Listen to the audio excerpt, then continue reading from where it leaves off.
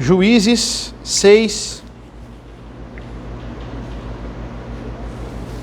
Eu vou ler aqui primeiro. Vamos ler. Vamos ler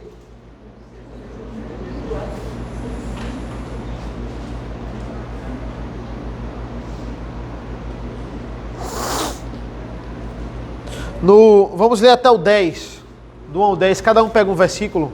Pode ser? Juízes 6. Podem começar. Os filhos de Israel fizeram o que era mal aos olhos do Senhor, e por isso o Senhor os entregou nas mãos dos midianitas durante 7 anos. Os midianitas prevaleceram contra Israel. Por causa dos midianitas, os filhos de Israel fizeram para si as covas que estão nos montes, as cavernas e as fortificações. Porque cada vez que Israel semeava, os midianitas e os amalecitas, como também o povo do Oriente, subiam contra ele. Acampavam na terra e destruíam as plantações ao longo de todo o caminho, até Gaza, e não deixavam nada vivo em Israel, nem ovelhas, nem gado, nem filhos. Pois iam com o seu gado e as suas tendas, como uma nuvem de gafanhotos, que fizeram campos e não se pôde montar, nem a eles nem aos seus camelos, e entravam na terra para destruir. Assim Israel ficou muito debilitado com a presença dos midianitas. Então os filhos de Israel clamaram ao Senhor. Israel clamaram ao Senhor por causa dos midianitas. O Senhor lhes enviou um profeta que lhes disse: Assim diz o Senhor, Deus de Israel, eu é que vos fiz subir do Egito e vos tirei da casa da servidão. Eu os livrei das mãos dos egípcios e das mãos de todos os opressores. Eu os expulsei e dei a vocês a terra deles. E disse: Eu sou o Senhor, Deus de vocês. Não adorem os deuses dos amorreus, em cuja terra vocês estão morando. Mas vocês não deram ouvidos à minha voz. Pronto. Até aqui a leitura da palavra. Gente, a gente vai falar um pouco aqui hoje sobre a vida de Gideão. Imagine uma situação que muitas vezes a gente se encontra despreparado, certo? A gente acha que não consegue realizar aquilo ali e Deus coloca em nossas mãos. Seja de uma situação engraçada a uma situação mais séria. Eu lembro que quando eu casei, quando você casa, você tem que fazer muitas coisas que você não está preparado para fazer. Seja trocar uma lâmpada, ou eu tive uma vez que trocar o chuveiro, só que eu troquei os fusíveis lá, aí meio que deu um curto. Isso acontece, né? Você vai aprendendo com o tempo, né? E a bomba tinha que, antes de você aprende isso com a experiência, né? Antes de você instalar uma bomba, você tem que botar uma água antes, né? Antes de ligar, né? Para dar uma... Aí você vai aprendendo com a vida, né? Mas imagine uma situação mais séria. Por exemplo, um jovem que vai... Eu assisti um filme um dia desse lá na Netflix, Nada Novo no Front.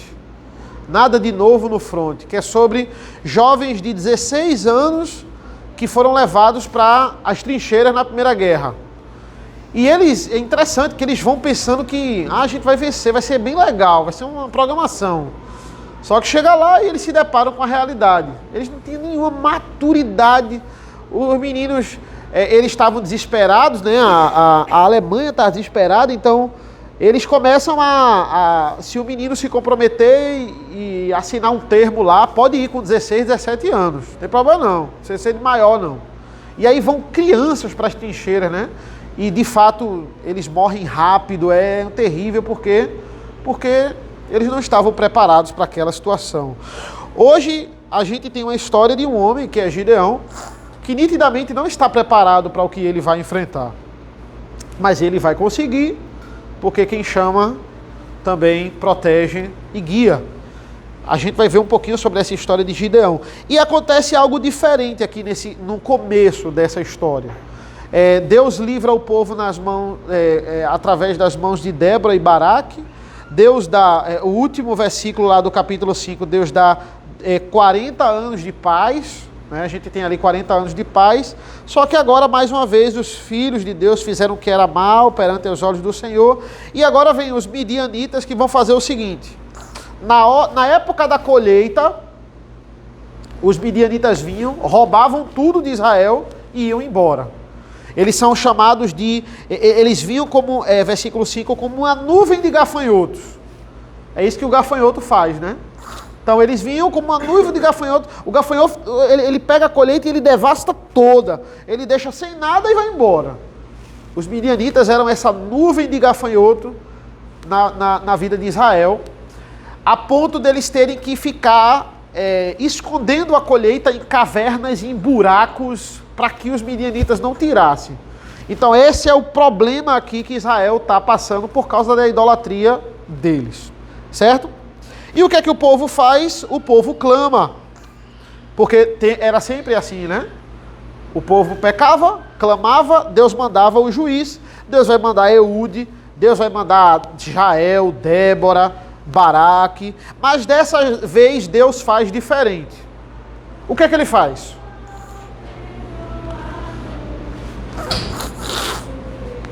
Versículos 7 e 8. O que é que Deus faz de diferente que ele não fez das outras vezes, quando o povo clama? Respondam aí. Isso. Olha, o que é que Deus faz agora? Ele não envia logo o juiz, o herói. Era sempre o herói da vez, né? Que vai salvar Israel. Não. Ele agora vai enviar o profeta. Ele vai enviar alguém, antes de enviar a salvação, que é o juiz do problema deles, ele vai enviar alguém para explicar ao povo por que eles estavam passando por isso. O povo, antes de ser salvo, eles precisavam entender por que eles estavam nessa situação. Como é que Deus, que prometeu sempre estar com o povo de Israel, submete o povo a essa situação? Está acontecendo alguma coisa que Deus não está se agradando. Porque Deus é poderoso para livrar isso aí. Então, muitas vezes acontece alguma coisa errada na vida da gente, que pode ser consequência de um pecado, e Deus é misericordioso de usar a palavra de Deus, de usar uma pregação, de usar o contato que você tem com Ele para dizer, olha, é por causa disso, você precisa ajeitar isso para que você consiga voltar aqui aos trilhos do meu caminho. E Ele faz exatamente isso. Estou andando muito, né, Felipe? Tem que ficar parado, né? O câmera tá só pegando os movimentos. Mas vamos lá, certo? Aí o versículo 10 diz assim, ó: eu sou o Senhor Deus de vocês, não adorem os deuses dos amorreus, em cuja terras vocês estão morando. Mas vocês não deram ouvidos à minha voz. É por isso que vocês estão passando, porque vocês não estão dando ouvido à minha voz. E é interessante porque ele fala, e imediatamente ele vai enviar o juiz que vai salvar, Gideão. Ele vai usar esse homem aqui para salvar. Mesmo sem o povo ter se arrependido. Olha que coisa interessante. Ele não vai... Ele envia o profeta fala, vocês fizeram isso, adoraram os deuses dos amorreus, não era para ter adorado. Tá bom, Deus vai lá e salva. Mesmo sem ter... É um arrependimento aqui genérico. Generalizado. Mesmo dentro de um cenário de arrependimento generalizado, Deus vai salvar o povo. Deus vai, mais uma vez, livrar o povo. Porque Deus faz isso, todas as vezes. Ele livra a gente mesmo sem a gente merecer. A gente não vai conseguir obedecer de forma plena. Deus tem que intervir antes. É sempre assim. E aí ele vai começar a falar com um homem chamado Gideão. Gideão era um rapaz cauteloso, digamos assim. Cauteloso até demais. Olha como Deus fala com Gideão, né? Versículo 11. Então o anjo do Senhor veio e sentou-se debaixo de um carvalho que está em Ofra e que pertencia a Joás, da família de Abiezer. Então, Gideão era filho de Joás. É importante a gente saber o nome do pai de Gideão. Da família aí de Abiezer, que ele diz. Gideão, filho de Joás, estava malhando o trigo no lagar para pôr a salvo dos midianitas. Então, o que é que Gideão estava fazendo? Ele estava pegando a colheita para colocar em algum buraco, porque os midianitas iriam passar. Nesse momento, o Senhor fala com ele. Então o anjo do Senhor lhe apareceu e lhe disse: o Senhor está com você, homem valente. Gideão respondeu: ah, meu Senhor, se o Senhor Deus está conosco, por que nos aconteceu tudo isso? E onde estão todas as suas maravilhas que os nossos pais nos contaram? Eles disseram: o Senhor nos tirou do Egito, porém agora o Senhor nos abandonou e nos entregou nas mãos dos midianitas. Olha, essa é forma de você se dirigir a Deus, né? Deus chega para vocês assim: o Senhor é contigo. E aí Gideão disse: como é que o Senhor é comigo? Se eu estou passando por isso. Se ele prometeu para os meus pais salvar o Egito, e aí agora eu estou tendo que esconder a comida no buraco, senão os inimigos vão pegar. Como é que o Senhor é comigo? Então, essa é a forma como Gideão se aproxima, né? É interessante porque ele cita, né, os nossos pais falando sobre a libertação do Egito, ou seja, Gideão, assim como a gente na palavra de Deus, contemplava as maravilhas de Deus. Mas muitas vezes a gente está contemplando as maravilhas de Deus, olhando para a nossa vida, vendo a dificuldade que a gente passa e dizer assim: o Senhor era bom com Israel, mas comigo o Senhor não é bom não. O Senhor era bom com Gideão, o Senhor é misericordioso aí com Davi. Davi fazia as besteiras todinha aí e Deus perdoava Davi, era um homem segundo o coração de Deus. Mas comigo o Senhor não é bom não, porque eu estou passando por isso e não acontece nada. É isso que Gideão está dizendo, ó: o Senhor livrou o povo de antes, mas minha geração aqui o Senhor abandonou. E aí o Senhor fala, versículo 14: então o Senhor se virou para Gideão e disse: vá nessa força que você tem e livre Israel nas mãos dos midianitas. Não é verdade que eu estou enviando você? Deus fala e diz assim, ó: vai nessa força, né? Eu vou lhe dar a capacidade. Não vem de você. E é interessante, irmãos, porque uma dúvida aqui para vocês. Quem fala com Gideão é Deus ou é um anjo? Podia ser o Senhor Jesus, já que bota o Senhor e depois fala o Senhor falando. Considera como Deus, né? Anjo não é. Por que anjo não é?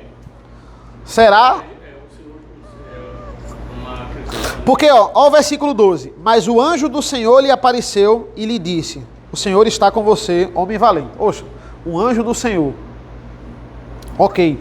Aí o 20. Alguém lê o 20, por favor. Porém, o anjo de Deus lhe disse: pegue a carta e os pães sem fermento e coloque sobre esta rocha. Depois, levantá-los. Opa! Isso. O anjo do Senhor, né? Ok. Mas aí alguém lê o 14, por favor. Então o Senhor se virou para Gideão e disse: Ó, é o Senhor. Aí alguém lê o 16. Mas o Senhor disse. Ou seja, é o anjo ou é o Senhor? Porque é interessante, o autor aqui, ele vai em uns versículos, em uns momentos aqui, falar como anjo do Senhor, e em outros momentos falar o Senhor. E aí? Normalmente, quando aparece o termo anjo do Senhor no Antigo e se prostram na frente, e o anjo não manda se levantar, quer dizer que seria uma cristofania, né? Seria o Senhor Jesus aparecendo no Antigo. Quando manda levanta-te, né? Não se prostre diante de mim, é realmente um anjo. Sim, sim. Nesse caso, ele não se prostrou, mas exatamente nesse versículo, o anjo do Senhor, Senhor, Senhor e anjo do Senhor, como se fosse abreviar um paralelismo, no meu modo de ver, seria uma cristofania. Eu acho. Então, certo. Veja, a gente só consegue entender e só consegue falar aqui e dizer que aqui é Jesus, no caso, né? Porque a gente entende a teologia da Trindade, né? A gente sabe ali que existem ali o Pai, o Filho e o Espírito Santo, certo? Quando Deus Filho aparece em nome de Deus, né, ele tanto fala da parte do Senhor, como ele é o Senhor. A ideia é essa. Seria uma cristofania aqui, digamos assim, né? A maioria dos comentaristas, eles concordam que aqui é Jesus, que ele veio falar com Gideão. E Jesus é Deus. Então aqui pode ser aceito como o próprio Deus também, certo? Porque se a gente não acredita, é por isso que eu digo, teologia da Trindade. Aqui só pode ser explicado com isso, porque se não for explicado, ao pé da letra tem uma contradição aqui. Uma hora é o anjo do Senhor, outra hora é o Senhor.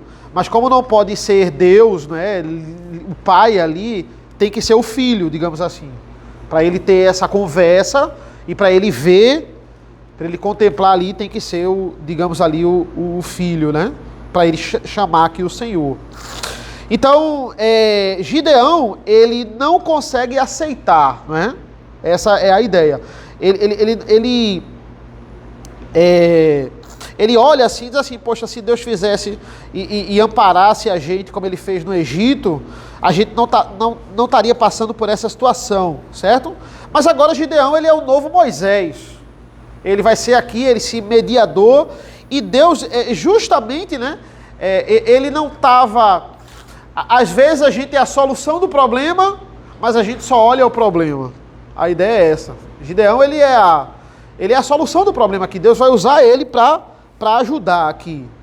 E Moisés, né, ele age dessa forma, da mesma forma que quando Deus ele vai se encontrar com Moisés, ali no episódio da sarça ardente, o que é que a gente tem? A gente tem Moisés dizendo, eu não sei falar direito, dando desculpas ali, e aí Deus vai falar com ele. Gideão fala, olha, eu sou o menor da casa dos meus pais, mas Davi era o menor da casa dos pais também.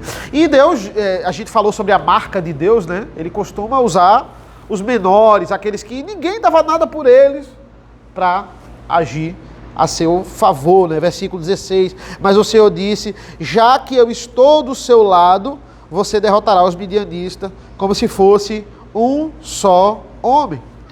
Essa é o diálogo aqui que tem com ele. Mas Gideão quer um sinal. Ele quer uma garantia. E é isso que ele vai pedir ao Senhor aqui. Ele vai pedir uma garantia. Versículo 17.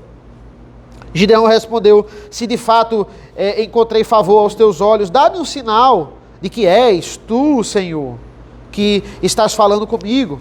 Peço que não te afaste daqui até que eu volte e traga a minha oferta e a coloque diante de ti. Ele respondeu, eu esperarei até que você volte.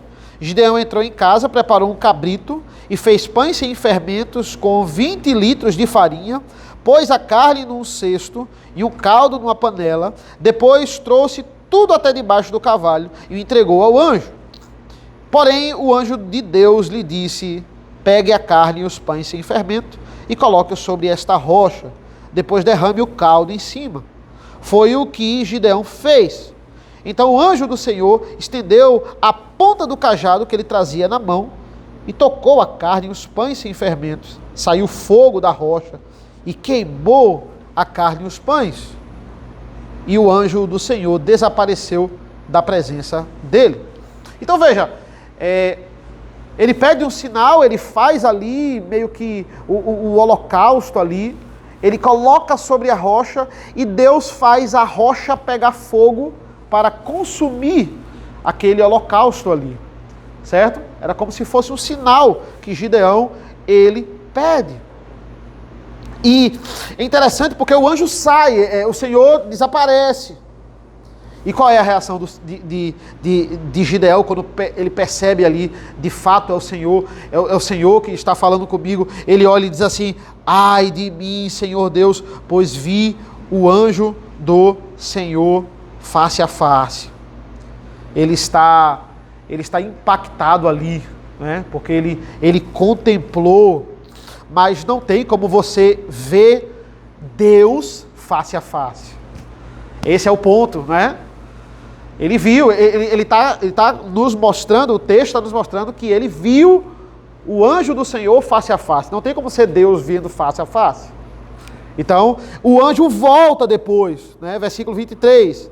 Mas o Senhor lhe disse, que a paz esteja com você, não tenha medo, você não morrerá. Olha, é o que Jesus, ele costuma dizer, paz sejam convosco. Olha, você não morrer, não tenha medo, você não morrerá. Você viu face a face porque você viu o Filho. Você não viu o Pai, você não morrerá. Essa é a explicação aqui, a ideia aqui.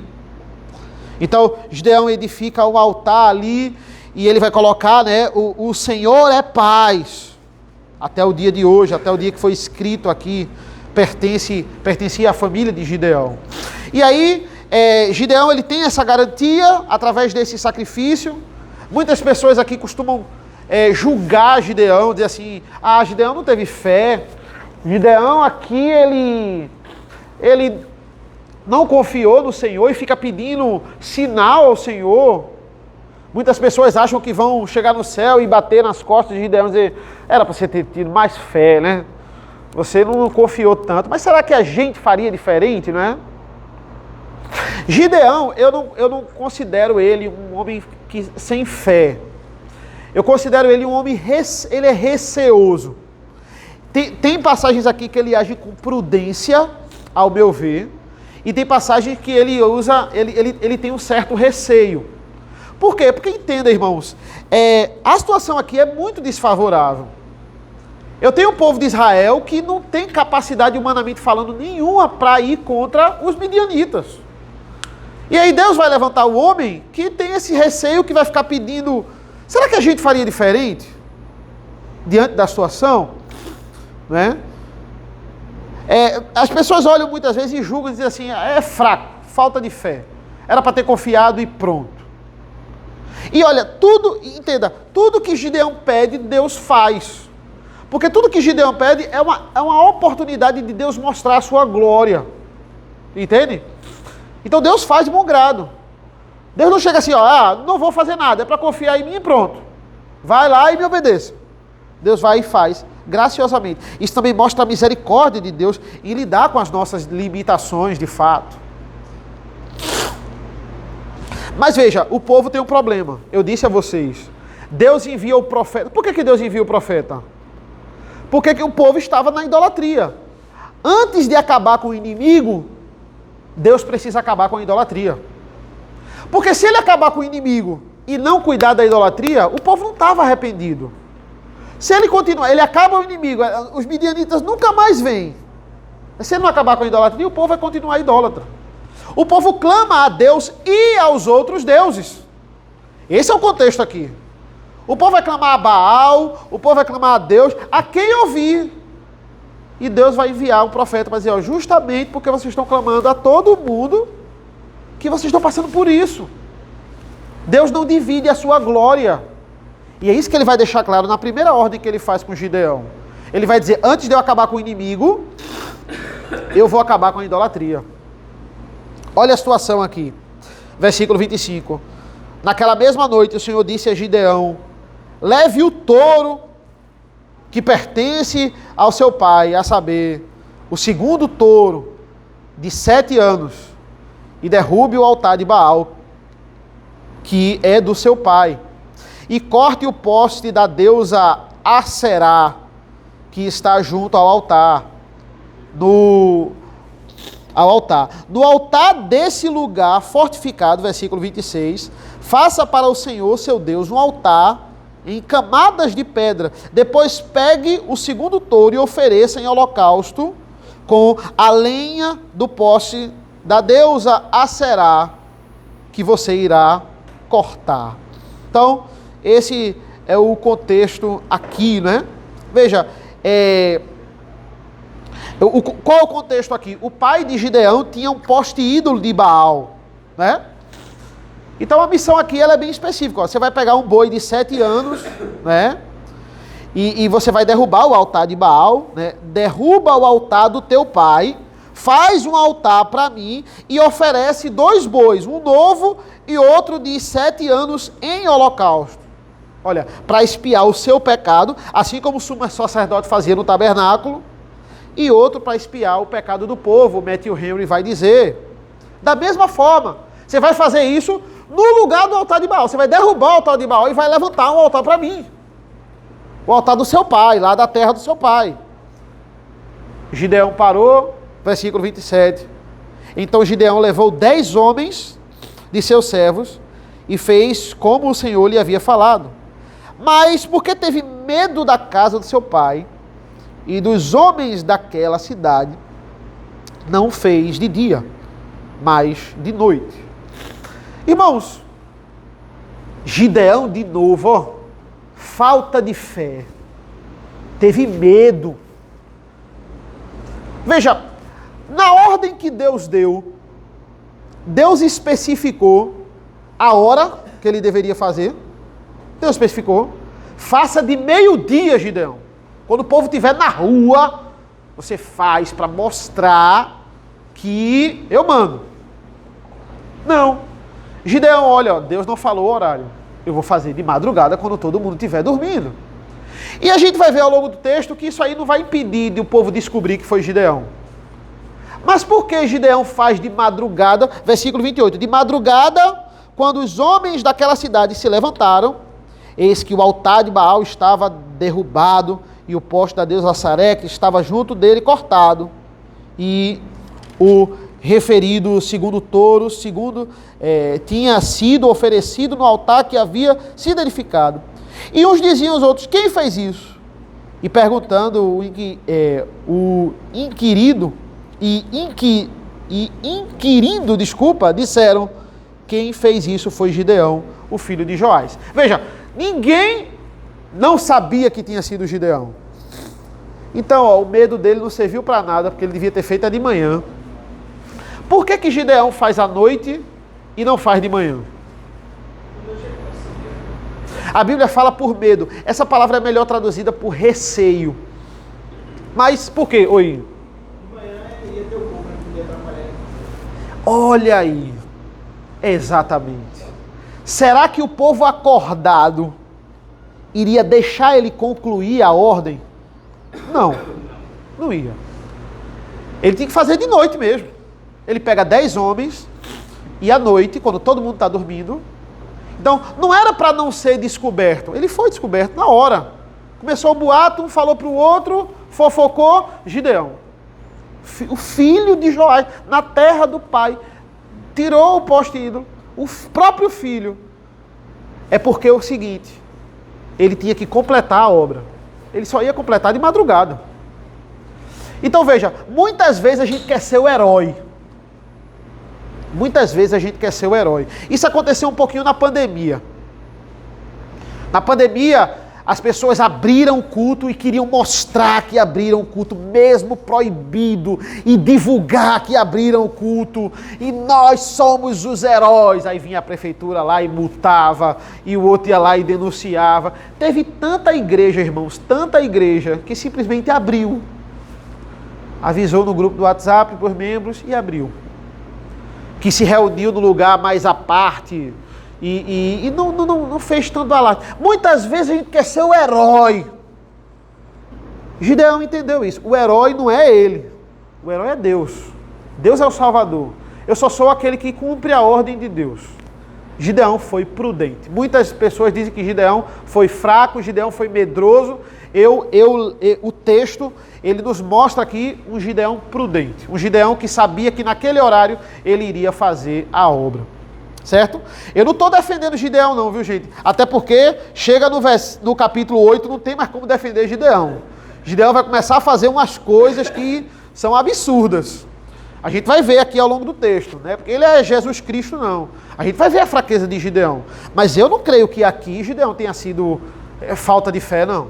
Aqui ele foi prudente. O pessoal descobriu e queriam a cabeça de Gideão. Versículo 30. Então os homens daquela cidade disseram a Joás, traga o seu filho para fora, para que seja morto, Depois derrubou o altar de Baal e cortou o poste da deusa Aserá, que estava junto dela. Então o povo diz, tem que morrer. Morrer.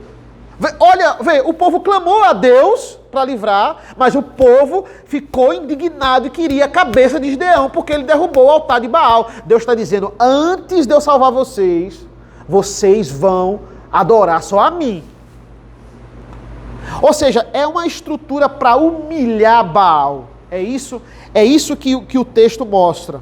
A fala aqui, que agora Joás vai se pronunciar para proteger o filho. E a fala dele é uma fala para proteger, para dizer assim, Baal não existe. Só quem existe é o Senhor Deus. Olha o versículo 31. Vocês querem defender a causa de Baal? Isso é Joás falando, para o povo. Vocês querem livrá-lo? Quem defender a causa dele será morto, ainda esta manhã. Se ele é Deus, que defenda a si mesmo. Afinal, derrubaram o seu altar. Isso aqui é Deus humilhando Baal. Isso aqui é Deus dizendo, não existe Baal. Baal não é bom, bonzão. Fala o seguinte, manda Baal matar Gideão. Baal não é o cara, ele acabou com o altar dele. Pronto. Baal existe, Baal é o cara, manda ele acabar com Gideão. Gideão está esperando. Vocês não vão matar Gideão não, quem vai matar é Baal. Ele não destruiu o poste de Baal, mas Baal não matou Gideão, porque Baal não existe. É isso que Deus está querendo provar. Vocês estão se apegando ao que não existe, ao que vocês inventaram, a própria idolatria de vocês.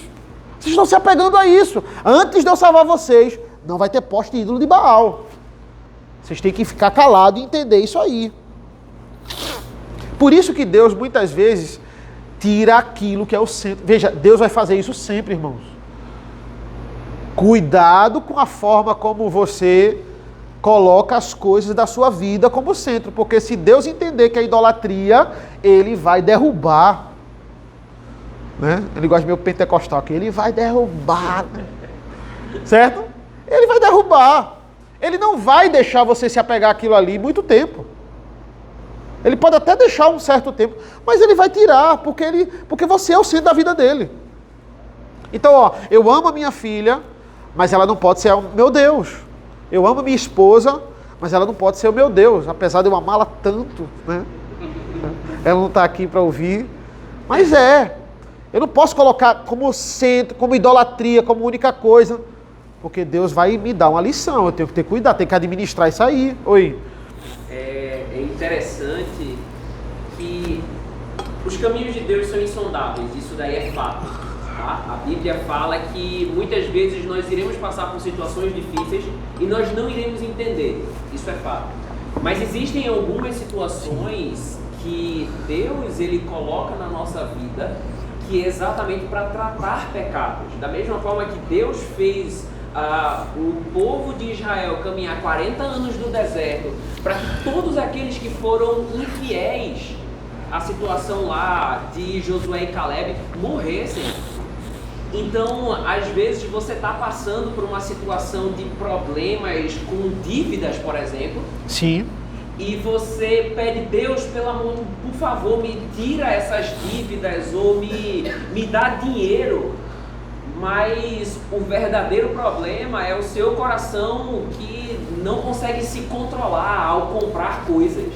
Sim. Então, você pede para que Deus te tire a disciplina sem antes dele ter tratado o problema. Sim, essa sim. É a função da disciplina. É tratar o problema, é tratar o pecado. Isso, então, isso. Deus ele não vai tirar a disciplina. Ele não vai tirar. A nossa oração, quando nós estamos passando por situações difíceis, deve ser: Deus, me mostra, me faz enxergar o meu erro. Assim como Davi, que foi alertado por Natan. Me faz enxergar onde que eu estou errado, por que eu estou passando por essa disciplina, essa situação difícil, E, mais uma vez, muitas vezes situações difíceis não são disciplinas, são os caminhos insondáveis de Deus que nós iremos passar. A gente tem a sensibilidade para identificar isso. A diferença entre o erro. Porque como a gente é guiado pelo Espírito Santo, então a gente pode identificar, pedindo a Deus e orando a Deus, isso aqui é a determinada de Deus, não tem o que eu fazer. tá além de mim, mas isso aqui eu acho que está acontecendo por causa de uma coisa que eu vim plantando. A gente sabe identificar, gente, a diferença. Não tem como você dizer, não, por que eu estou passando por isso? Muitas vezes o coração da gente fala, não, eu estou passando por o isso, determinado de Deus, É o determinado de Deus. Você não quer admitir o seu erro. Isso. Quer admitir o seu ídolo, entendeu? Como o povo de Israel ali, poste ídolo pra gente, entrega esse miserável aí que derrubou o poste do nosso Deus.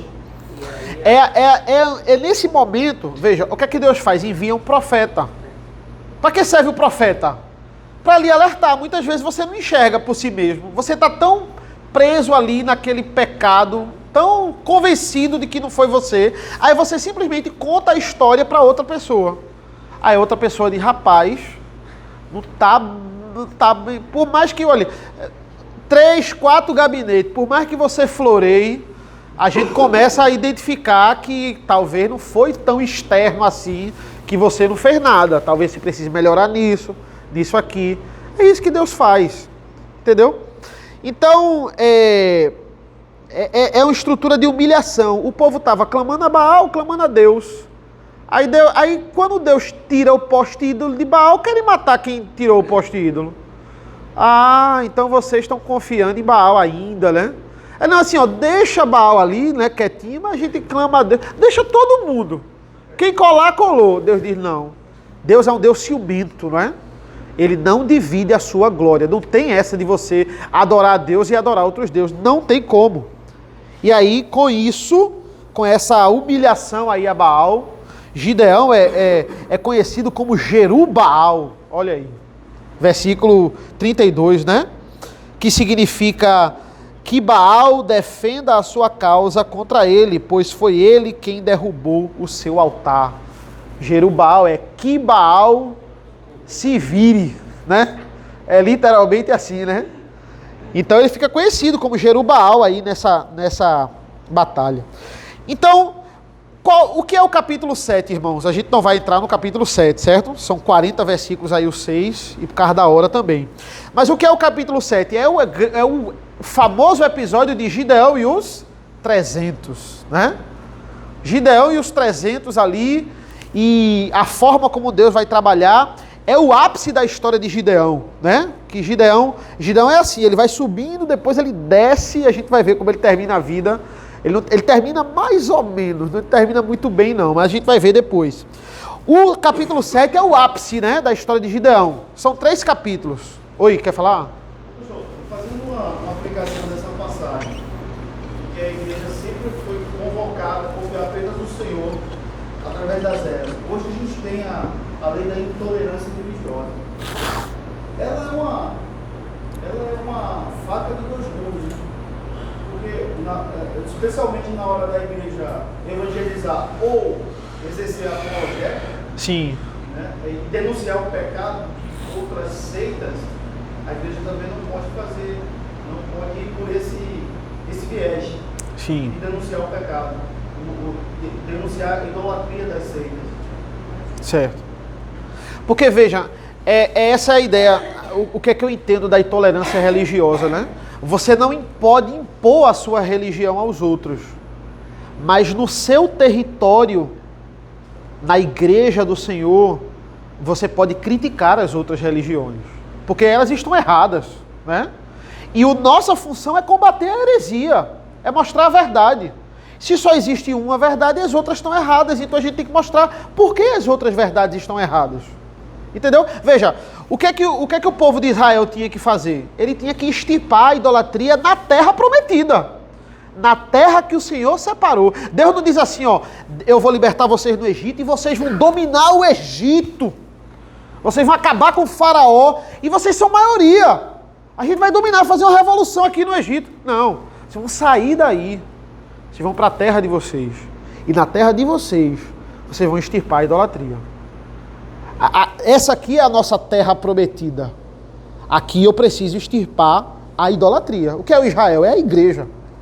Então, o que seria intolerância religiosa? É eu ir para fora, chegar no Egito e dizer, mata todo mundo que não... Não. Aí é o extremo. Então, o que é tolerância religiosa? É eu respeitar a opinião do outro. Eu falo, não é não falar o evangelho, é falar o evangelho. Se ele não quiser aceitar, aí paciência. É respeitar. Agora, a partir do momento que chega alguém dizendo que eu devo ou não devo falar aqui dentro, na igreja, aí o negócio é diferente. Aí eu não posso me calar. Entendeu? Considerando a missiologia, né? Sim, A igreja sair para pregar. sim. Isso aconteceu em Atos dos Apóstolos, a gente vê o caso do apóstolo Paulo, em que uma garota lá era utilizada como vidente. Né? E aí ele, percebendo isso, expulsou. E vai lá e expulsa ali. Expulsou o ganha-pão. O ganha-pão. E apanha, né? E apanha. É. Essa é a ideia. É você divulgar o evangelho, falar o evangelho, mas não impor o evangelho. Por exemplo, um governo que agora é cristão e todos têm que ser cristãos, senão vão ser punidos, senão vão ser... É isso que os de fora enxergam na gente. Pessoas que querem impor, e o sonho da gente é estar no poder matando quem não é cristão. Esse é o que eles querem taxar a gente, e o que a gente não pode ser de jeito nenhum. Entendeu? Mas é uma linha tênue e complicada, com certeza. É um tema... Para vocês, pastores. Boa sorte, né? Vai ser tudo preso. É. Esses vídeos aí é tudo prova contra mim, né? Eu vou pra cadeia, tem umas 300 provas. É isso aí. Então vamos lá, só pra gente terminar, né? Versículo 33, quando os povos, né, pagãos souberam o que Gideão tinha feito com o poste ídolo de Baal, começaram a se juntar. E aí isso levou Gideão a outro receio. Por quê? Porque olha o versículo 3. Juntaram os midianitas, os amalequitas e os povos do Oriente. Passaram o Jordão e acamparam no vale de Jezreel. Versículo 34. Então o Espírito do Senhor revestiu Gideão, e que fez soar o alarme, convocando os homens das famílias de Abiezer a segui-lo. Enviou mensageiros por toda a tribo de Manassés, que também foi convocado a segui-lo. Enviou ainda mensageiros a Assé, a Zebulon, a Naftali, que foram e se encontraram ali. Então Gideão se dirigiu a Deus, dizendo... Veja, quando Gideão juntou todo mundo, e juntaram ali os midianitas, os amalequitas e os povos do Oriente, os amalequitas, os midianitas e os povos do Oriente tinham ali uns 120 mil, e ele tinha 32 mil. Certo? Juntou quem ele podia juntar. Quem vem me ajudar, pelo amor de Deus? 32 mil. E os outros, 120 mil. O que foi que aconteceu? Gideão ficou com o pé atrás. Ele ficou receoso. Ele, como é que eu vou contra 120 mil com 32 mil? E olha como Deus vai trabalhar. Ele não vai com 32 mil, ele vai com 300. Porque no capítulo 7 é isso. É Gideão se confiando. Deus vai falar com Gideão, vai treinar a paciência dele e vai dar garantias a Gideão, mas Gideão ainda está se confiando no exército. Aí Deus vai fazer, beleza, eu vou tirar vou deixar 300. Porque eu quero que você, o povo, o seu exército e os de fora entendam que não é você, Gideão, que não são. Porque você calcular 120 mil para 32, se cada um pegar 4, ainda sobra, né? Pegou 4, tá certo. Aí Gideão, eu quero ver com 300, o que é que você vai fazer? É isso que Deus vai fazer no capítulo 7. Ele vai tirar todas as garantias matemáticas de Gideão. Versículo 38. Então Gideão se dirigiu a Deus dizendo, se realmente queres livrar Israel por minha mão, pode ser por outra, né, que eu não estou entendendo aqui, como dissesse, eis que eu porei uma porção de lã na eira, e se o orvalho estiver somente nela e a terra ao redor estiver seca, então saberei que irás livrar Israel por meio de mim, como dissesse. E assim aconteceu. No outro dia, Gideão se levantou de madrugada e apertou a lã do ovário que havia nela e espremeu uma taça cheia de água da lã. Gideão se dirigiu a Deus mais uma vez, dizendo, não se acenda contra mim a tua ira, se eu falar somente mais uma vez. Peço-te que deixes fazer mais uma vez a prova com a lã, que dessa vez só a lã esteja seca e que haja orvalho, na terra ao redor dela. E Deus o fez naquela noite, pois só a lã estava seca e sobre a terra ao redor dela havia orvalho. Olha o que é que... Se você pegar o orvalho e a lã, né? Tem aquela parte da lã que o pessoal colhe, e ali o orvalho, que é a planta, né? Aí Gideão diz assim, Deus, eu queria uma garantia. 32 contra 120, né? Pra gente ir assim, com mais ânimo. Faz o seguinte, eu queria acordar no outro dia, só a lã tá molhada e a planta seca. Aí Deus, olha a paciência, né? Deus diz, tá bom, tá certo.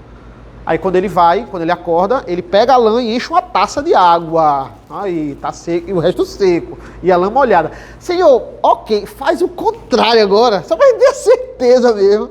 Faz o contrário, né? A lã seca e o orvalho ali, molhado, preenchido. Deus, tá bom, vá lá, eu vou fazer. Mesma coisa. Aí será que é falta de fé de Gideão, né? Eu ainda acredito no receio, viu? Eu ainda acredito no receio. Mas vamos lá. Ele pede 2 sinais aqui, né? E depois o contrário. Esse texto muitas vezes é mal utilizado no incentivo a você pedir sinal a Deus, né? Olha aí, ó, Deus paciente, ó, vale seca, lã seca. Deus faz, é só você pedir o sinal que Ele vai lhe dar. Não é bem assim. Esse texto não pode ser utilizado dessa forma, né? Porque a gente fica pedindo teste a Deus. Quem nunca fez isso, né? Senhor, se isso for verdade, que o meu ônibus passe agora, né? Quem nunca fez isso, né? Senhor, se... Quem nunca fez? Aí o ônibus não passa, né?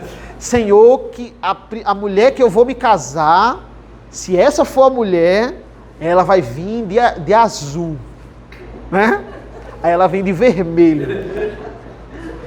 Aí você diz assim, esse vermelho está meio azulado, né? Então essa é a ideia, né? É você ficar pedindo sinais a Deus. Mas brincadeiras à parte, tem gente que vive aprisionado a isso, né? Tem gente que vive preso a sinais. Se chover, se não fizer, eu vou. Mas não é nada disso, a gente não precisa disso, certo?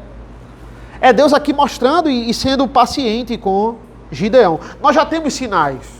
Temos a palavra de Deus. O que vai ser feito aqui hoje à noite com o pão e com o vinho é um sinal. A Santa Ceia é um lembrete, o batismo é um lembrete, certo? E é isso aí. Diferente de Gideão, né? Diferente de Moisés, Jesus nunca pedia sinais, né? Ele era confiante ali. Ele foi o anjo do Senhor aqui, né? Veja que, cadê? No dia os midianitas se ajuntaram, versículo 34, então o Espírito do Senhor revestiu Gideão. A Trindade está nesse capítulo. Eu tenho o Espírito, eu tenho o Deus ali falando com Gideão através de Cristo, né? A Trindade ela está clara aqui. Então é isso, ok? A nossa missão hoje é derrotar midianitas? Não, a nossa missão é fazer discípulos e Deus vai estar conosco. Amém? Mais algum comentário? Alguma coisa?